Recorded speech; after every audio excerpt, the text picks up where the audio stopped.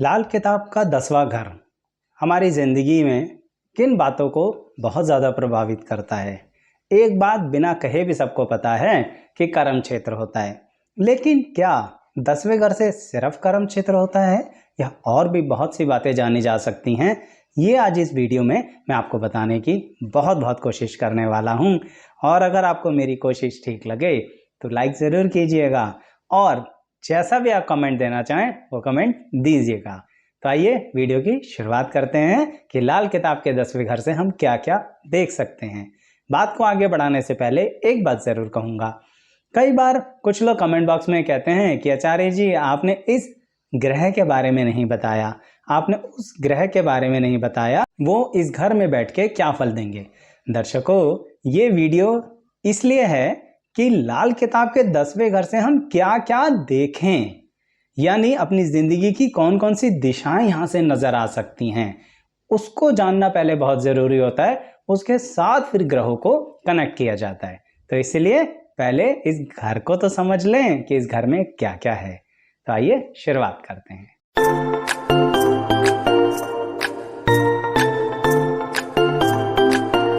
मैं एस्ट्रोलॉजर शैलेश जैन आपका अपने चैनल पर स्वागत करता हूं। दर्शकों, लाल किताब का 10वां घर कर्म क्षेत्र तो है, यानी हम क्या काम करें, किस दिशा में काम करें, कैसा काम करें, ये बात तो ठीक है। लेकिन दर्शकों, हर कोई ना अपने मन में एक प्रश्न लेके चलता है जब अपनी जिंदगी में मेहनत कर रहा होता है कि हम जिंदगी की किन ऊंचाइयों तक पहुंचेंगे। ये बात भी लाल किताब का 10वां घर बहुत अच्छे से समझाने की कोशिश करता है।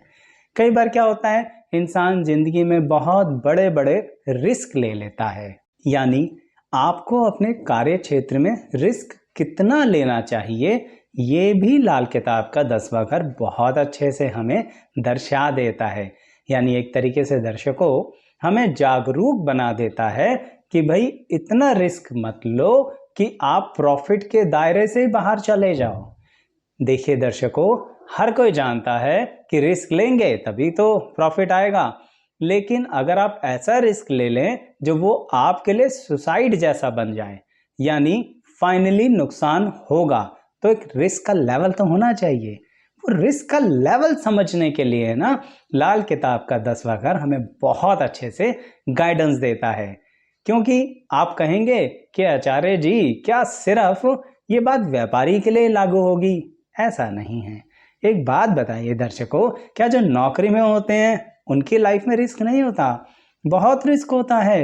एक पल में जॉब चली गई, अब क्या करें? इस ऑर्गेनाइजेशन में जाएं या उस ऑर्गेनाइजेशन में जाएं, जिंदगी के शुरुआती करियर में, ये भी तो एक रिस्क ही है। क्या जॉब इस शहर में करें या दूसरे शहर में करें, कौन सी दिशा में करें, किस तरफ जाएं, क्या ये सब रिस्क नहीं है? जीवन साथी हमारे साथ हमारे ही साथ काम करेगा या किसी और के साथ मिलके काम करेगा?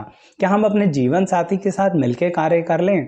लाल किताब का 10वां घर समझा देगा कि क्या आप अपने जीवन साथी के साथ मिलकर कार्य कर सकते हैं।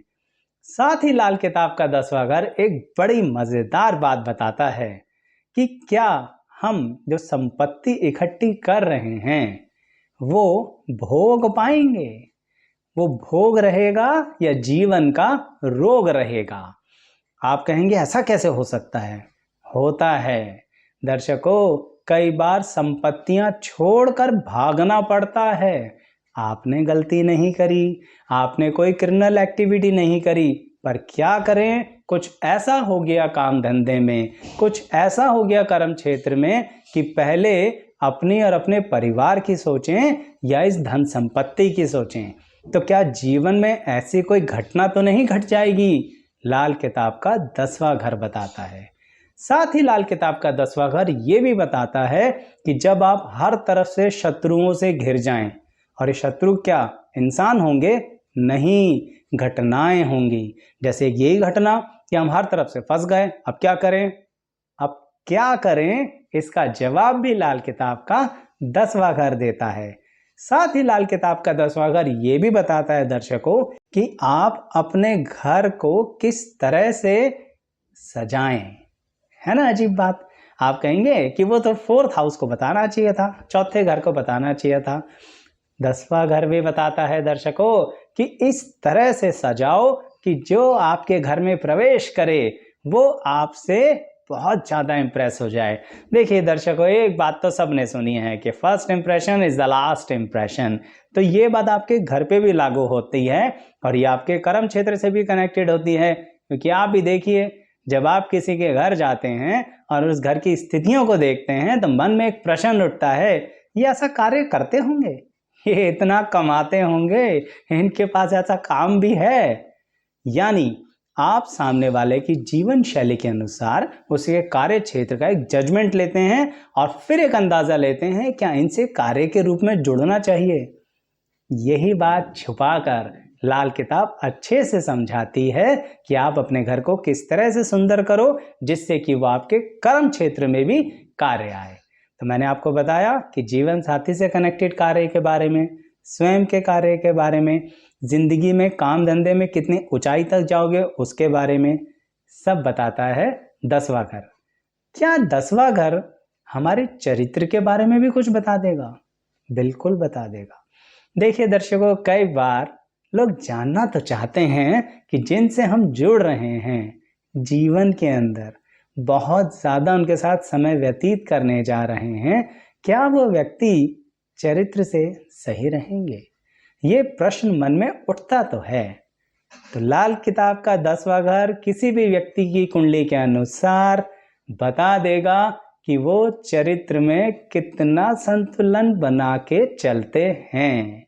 अब भाई कैसे बता देगा ये तो मैं क्या बताऊं दर्शकों, पर बता देगा 10वां घर कि क्या हमारे जानने वाले किसी और को कुछ ज़्यादा ही तो नहीं जान रहे। तो ऐसा कोई प्रश्न उठे तो लाल किताब के 10वें घर को खंगाल लीजिएगा, आपके पास उस प्रश्न का उत्तर आ जाएगा। साथ ही लाल किताब का 10वां घर ये भी बताता है दर्शकों कि आपकी जो विचारधारा है ना, जो आपके व्यक्तित्व से जुड़ी हुई है, वो कितनी आपके काम आएगी। कहने का मतलब ये रहा दर्शकों कि हम सब कहीं ना कहीं जिंदगी में छोटी और बड़ी प्लानिंग करते ही रहते हैं। और क्या कर्म क्षेत्र सिर्फ व्यवसाय होता है, नौकरी होता है? क्या सिर्फ आय यानी इनकम को कमाना ही कर्म क्षेत्र होता है? जब सुबह आँख खुलती है तो क्या आप जिंदगी में कर्म नहीं करते? रात को सोने से पहले कोई भी जिंदगी के अंदर कर्म नहीं करते? समझ रहे हैं आप? पूरा दिन कुछ ना कुछ कर्म चलता ही तो रहता है। तो कर्म को सिर्फ कार्य के साथ क्यों जोड़ लेते हैं आप? यानी बहुत विस्तार है इस कर्म क्षेत्र के अंदर। इसलिए लाल किताब का कर्म क्षेत्र हमें समझाता है कि आप जो सोच रहे हैं आपकी पर्सनल लाइफ के अंदर, आप जो व्यवहार रख रहे हैं आपकी पर्सनल लाइफ के अंदर, उसमें आप क्या क्या बदलाव कीजिए। अक्सर कई बार ज्योतिष शास्त्र के अंदर हमें पता लगता है ये व्यक्ति ऐसा है, पर क्या ये व्यक्ति बदलाव कर सकता है? ये लाल किताब का 10वां घर हमें समझा देता है कि ये व्यक्ति क्या बदलाव कर सकता है या इसे करना चाहिए। इसलिए कह रहा हूं कि कर्म क्षेत्र की परिभाषा को सिर्फ सोर्स ऑफ अर्निंग तक मत रखिए। लाल किताब का कर्म क्षेत्र बहुत विस्तार में है। आपकी इमेजिनेशन पावर किस लेवल पर रहती है, आप कितना ज़्यादा क्रिएटिव रहते हैं अपने पर्सनल और प्रोफेशनल दोनों रिलेशंस में, ये भी लाल किताब का 10वां घर बताता ही है दर्शकों। अंत में एक बात कहना चाहूँगा कि क्या हम सही में जिंदगी के अंत में अपने कार्य क्षेत्र में किसी तरह की तरक्की ले पाएंगे? अब यहाँ पे भी एक प्रश्न उठता है दर्शकों, इस तरक्की की परिभाषा क्या है? क्योंकि देखिए हर कोई अपने नज़र से ही तरक्की देखेगा, मेरे नज़र से तो आप तरक्की देखेंगे नहीं। तो आप जो तरक्की चाहते हैं वो पूछिएगा। जब आप पूछेंगे तो सवाल का जवाब जानने की कोशिश कीजिए कि आप जो तरक्की चाहते हैं क्या आपका 10वां घर, लाल किताब का 10वां घर, वो दे भी रहा है या नहीं। इसलिए आपकी परिभाषा आपके व्यक्तित्व से जुड़ी हुई है और लाल किताब का 10वां घर आपकी जिंदगी के अंत समय में कितनी तरक्की तक आपको लेके जाएगा ये आपको बता देगा। लेकिन दूसरे के अनुसार इस परिभाषा को मत लेके चलिएगा, क्योंकि अन्यथा तरक्की की कोई डेफिनेशन नहीं होती। इसलिए लाल किताब का 10वां घर अंततः ये बात भी बता देता है कि आपकी ज़िंदगी के उम्र के किस पड़ाव में आप काफ़ी हद तक बहुत अच्छा कार्य करेंगे। तो दर्शकों, लाल किताब के 10वें घर से समझ में आया कि कर्म क्षेत्र कितना विस्तार पूर्वक होता है। आज तो मैंने एक सिंगल ग्रह का भी एग्जाम्पल नहीं लिया, इसलिए मेरे कुछ दर्शक तो अवश्य ही मेरे से नाराज हो जाएंगे और कमेंट बॉक्स में बोलेंगे कि आचार्य जी आपने नहीं बताया ग्रह से संबंधित। कोई बात नहीं दर्शकों, आगे बताऊंगा, लाल किताब से संबंधित ही बातें बताऊंगा। आज सिर्फ 10वें घर की ही बात करी है कि वो क्या क्या कारक होते हैं और लाल किताब के अनुसार। तो बताइएगा कैसी लगी वीडियो, और लाइक कर लीजिए, चैनल भी सब्सक्राइब कर लीजिए ना। यहाँ तक बने रहने के लिए आप सभी का बहुत बहुत धन्यवाद।